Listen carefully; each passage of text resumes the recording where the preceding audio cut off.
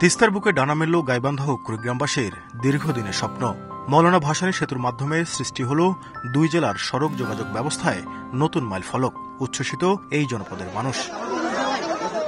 বুধবার দুপুরে সেতুটির উদ্বোধন করেন স্থানীয় সরকার, পল্লী উন্নয়ন ও সমবায় উপদেষ্টা আসিফ মাহমুদ সজীব ভূঁইয়া। এরপর সেতুটি জনসাধারণের জন্য খুলে দেওয়া হয়। উৎসবমুখর পরিবেশে সেতু দিয়ে পারাপার হচ্ছেন এলাকাবাসী। তারা বলছেন, গাইবান্ধার সুন্দরগঞ্জের হরিপুর ও কুড়িগ্রামের চিলমারির মধ্যে সংযোগ স্থাপনের সুযোগ তৈরি হল সহজে কৃষি পণ্য সরবরাহের। আমাদের উত্তরবঙ্গের একটা গর্ব, আমাদের স্বপ্ন পূরণ হয়েছে, এতে আমরা সবাই উচ্ছ্বসিত। কুড়িগ্রাম থেকে ঢাকা যাইতে 135 কিলোমিটার পর্যন্ত রাস্তা সেভ হচ্ছে। ব্যবসা বাণিজ্যের ক্ষেত্রে আমাদের একটা সেতু বন্ধন দৃষ্টান্ত হিসেবে উপস্থাপন হলো। অনুষ্ঠানে যোগ দিয়ে এনসিপির সদস্য সচিব আক্তার হোসেন বলেন, ভারতের আধিপত্যবাদী আগ্রাসনের কারণে তিস্তা সংকট তৈরি হয়েছে।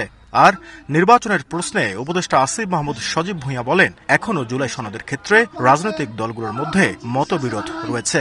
এই তিস্তা নদীতে যে সংকটগুলো তৈরি হয় তার বেশিরভাগটা হয় বাংলাদেশের উপরে আধিপত্যবাদী ভারতের আগ্রাসনের কারণে। যদি বন্যার সময়টাতে তারা হুট করে পানি খুলে দেয়, তাহলে আমাদের এখানে মানুষকে বন্যায় প্লাবিত হতে হতো না। এখনো জুলাই সনদের ক্ষেত্রে রাজনৈতিক দলগুলোর মধ্যে কিছু কিছু জায়গায় মতবিরোধ আছে। আমরা আশা করি যে ঐকমত্য কমিশনের বৈঠকগুলোর মধ্য দিয়ে সেটা নিরসন হবে এবং সরকার যেই রোডম্যাপ দিয়েছে তার মাধ্যমে নির্বাচনের দিকে যেতে পারবে। এলজিইডির তথ্যমতে প্রায় ১,৫০০ মিটার দৈর্ঘ্যের সেতুটির নির্মাণ কাজ শুরু হয় ২০২১ সালে। এতে ব্যয় ধরা হয় ৯২৫ কোটি টাকা। নাজমুল ইসলাম নিশাত, সময় সংবাদ, গাইবান্ধা।